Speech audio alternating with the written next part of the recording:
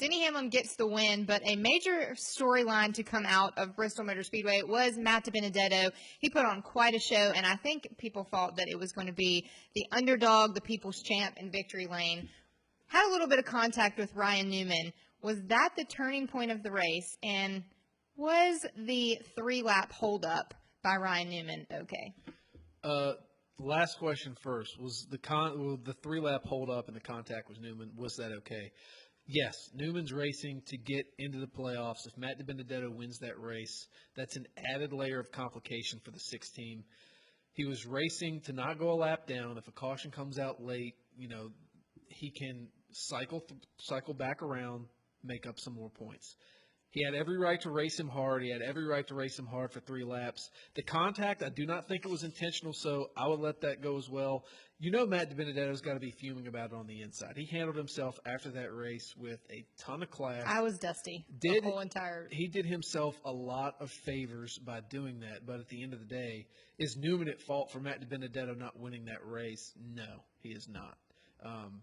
Granted, Matt DiBenedetto did everything he could do, and Newman happened to get into him. But, it's not a secret that Ryan Newman's hard to pass, right? So if you see the 6 car coming up, maybe move him. I have an opinion about this. Jess, you go first. I'm more in agreement with you. I think everything about that was fair. Would I say that it was necessarily the turning point of the race? I think when you're looking at a place like Bristol, it's hard to pick a turning point.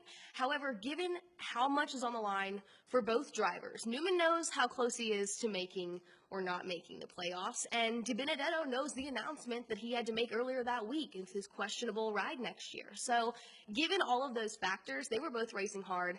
Everything was fair. And quite honestly, DiBenedetto said that he was feeling a little tight after that contact there, but then didn't really complain about it much after that. And you could argue that generally when you're going to be on tires as old as the tires he was on, you're going to start to feel a little bit like that. So I don't think you can chalk up anything about DiBenedetto not finding himself in victory lane back to that contact with Newman. I think everything was fair there.